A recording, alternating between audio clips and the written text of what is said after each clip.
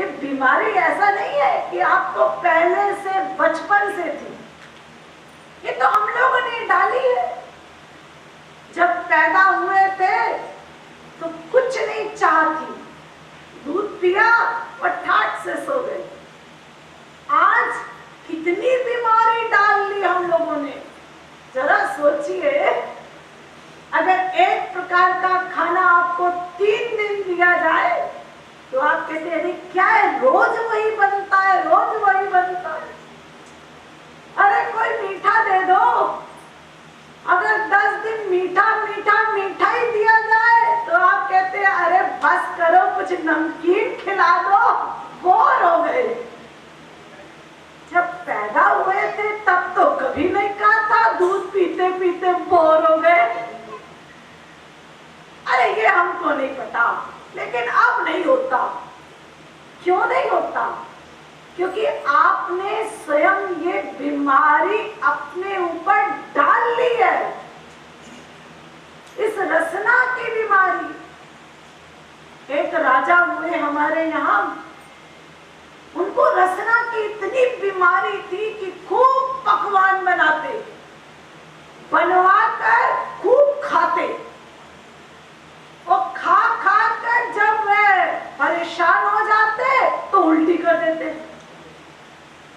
फिर बनवाते, फिर खाते, फिर खा खा के परेशान हो तो उल्टी करते। हाथ में है। ऐसे ही हम लोगों ने मन को बिगाड़ने की इतनी प्लानिंग बना रखी है, इसका दुष्परिणाम हम लोग भोग रहे हैं। क्यों? क्योंकि हम अपने आप को देही नहीं मानते। अगर देही मानते तो फिर हमारा काम बन जाता। खाली मानते अपने आप को, प्यार तो हो ही जाता है।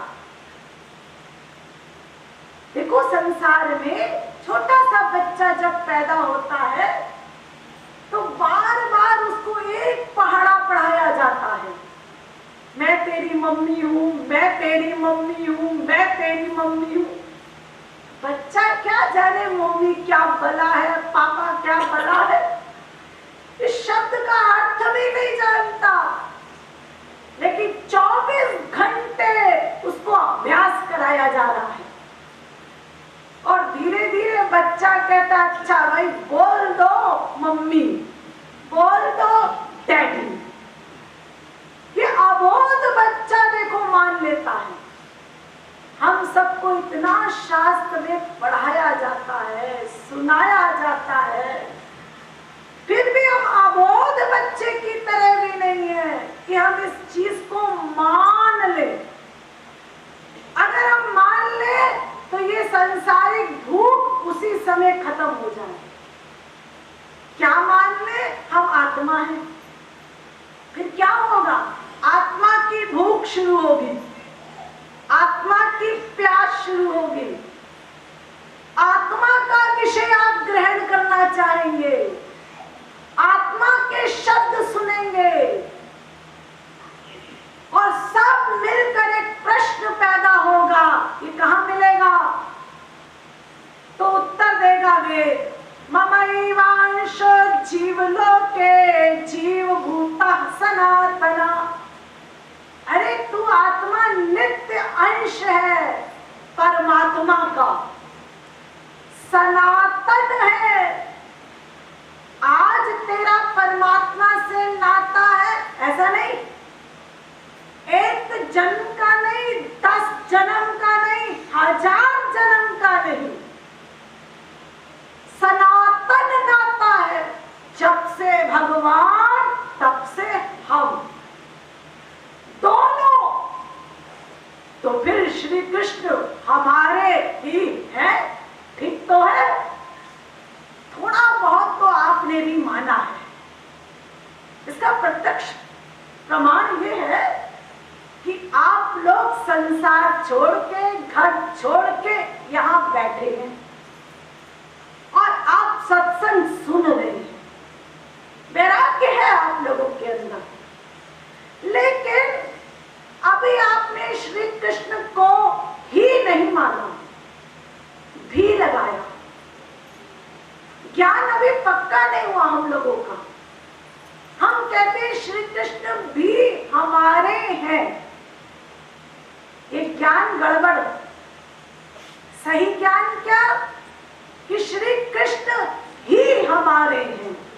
भी लगाना छोड़ दो, ही लगाओ, ही, क्योंकि सारा शास्त्र में कह रहा है त्वमेव माता च पिता त्वमेव त्वमेव बन्धुश्च सखा त्वमेव त्वमेव विद्या द्रविणं त्वमेव त्वमेव सर्वं मम देव देव।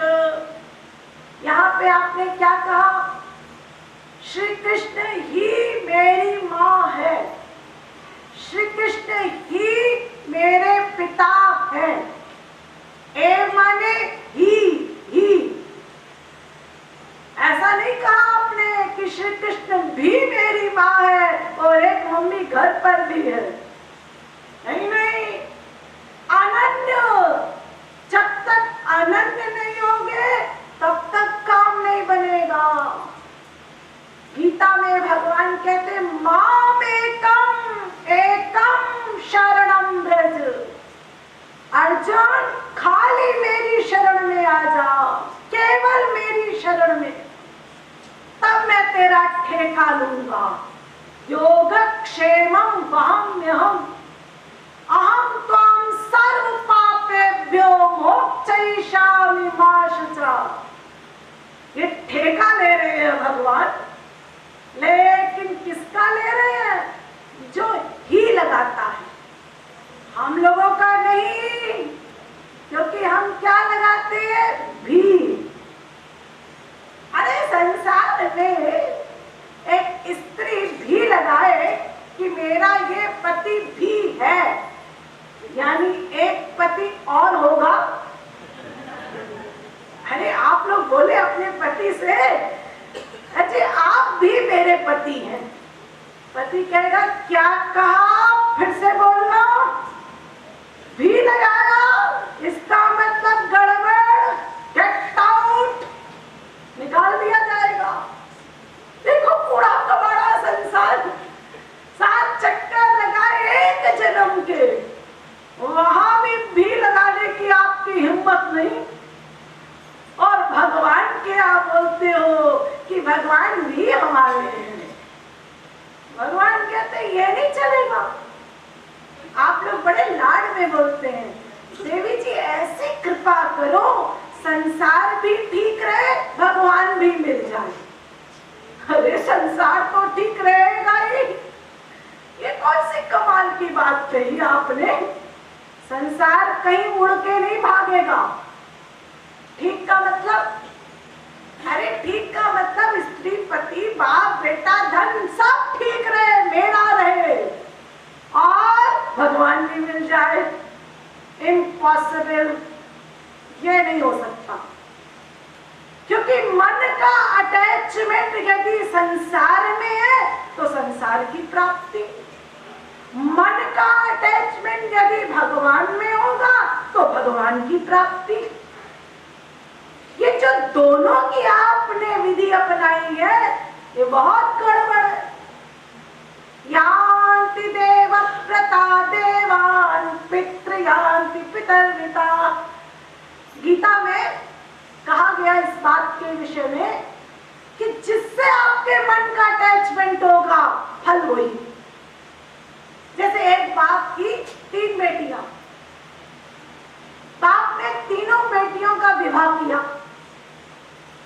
पहली बेटी का विवाह किया एक ग्रेजुएट लड़के के साथ, दूसरी बेटी के लिए भी वैसा ही लड़का ढूंढा जो ग्रेजुएट हो, तीसरी बेटी के लिए भी उसने ग्रेजुएट लड़का ढूंढा, तीनों का ब्याह कर दिया। लेकिन जो पहली बेटी थी उसका पति बहुत होशियार था, उसने आगे पढ़ाई की, आईएएस के कंपटीशन में बैठा और कलेक्टर बन गया। दूसरी बेटी थी, उसका पति थोड़ा मंद बुद्धि का था, ग्रेजुएशन तो कर ली उसने, लेकिन आगे नहीं पढ़ सका, एक क्लर्क बन गया। और तीसरी बेटी, उसके पति को कुछ संगत गलत मिल गई, बदमाशों की मिल गई, जुआरियों की मिल गई, शराबियों की मिल गई, और वह उन संगत में पढ़कर वह डाकू बन गया, उल्टा सब कुछ बर्बाद कर लिया और भिखारी हो गया।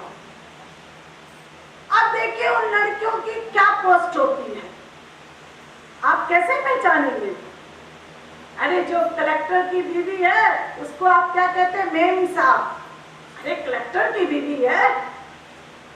और दूसरी जो क्लर्क की बीवी हो गई उसको क्या कहते हैं? अरे बाबूगिरी करता है, बबुआई है। तीसरी जो भिखारी था उसकी बीवी को क्या कहते हैं? भिखारन। अरे तीनों बेटियां एक माँ के पेट से पैदा हुई, एक कोख से, फिर इतना अंतर क्यों? जिस पर्सनैलिटी का आपका अटैचमेंट होगा बस वही फल। ऐसे मन रूपी लड़की का अगर आपने अटैचमेंट तमोगुणी वृत्ति से किया तो फल तमोगुणी, और यदि रजोगुणी वृत्ति से किया फल रजोगुणी। सत्वगुणी लोगों से किया, देवताओं से मन का अटैचमेंट किया तो फल स्वर्ग, और वो भी नश्वर है, आप सब जानते हैं। और यदि हरि गुरु से मन का अटैचमेंट किया तो लाभ आपको भगवान का मिलेगा। तो ये आपको पक्का करना है कि मन का अटैचमेंट किससे करना है, ये हम पर निर्भर है। हम एक जन्म में कर ले भगवान से मन का अटैचमेंट, हम 10 जन्म में करें, अरे 1000 जन्म में करो, करना पड़ेगा। यह अभ्यास सबको करना पड़ेगा। क्यों करना पड़ेगा? क्योंकि हम गलत दिशा में इतनी लंबी दूर पे जा चुके हैं कि वापस आने का अभ्यास करना। ध्यान दो, ये संसार बहुत गड़बड़ है। सब जगह एक दूसरे को लोग ठग रहे हैं। स्त्री सोचती है पति से कैसे स्वार्थ ठगूं, पति सोचता है स्त्री से कैसे स्वार्थ ठगूं, बेटा बाप से, बाप बेटे से, एक छोटा सा क्लर्क ऑफिसर से अपना स्वार्थ हल कर रहा है। और जो जितना चालाक होता है वो उतनी जल्दी कामयाब है। हाँ, कामयाब का मतलब ये मत समझिएगा कि श्री कृष्ण मिल जाएंगे। अरे सारे संसार की भी राज लक्ष्मी आपको मिल जाए तब भी भगवान की प्राप्ति वाला विषय हल नहीं होगा। सुख, आनंद, पीस ये नहीं मिलेगा। तो आपको अभ्यास करना है भगवान की तरफ मन लगाने का। कैसे अभ्यास करना है? संसार की प्रत्येक वस्तु को उपयोग करो। पहला पॉइंट, ये जो उपभोग की बीमारी पड़ गई है ना, इसको छोड़ो, उपयोग करो। जो शरीर को चाहिए, दो कपड़ा, खाना, सब दो। हमारे इस संसार में, अपने भारत में ही 10 अरब होगी जनसंख्या।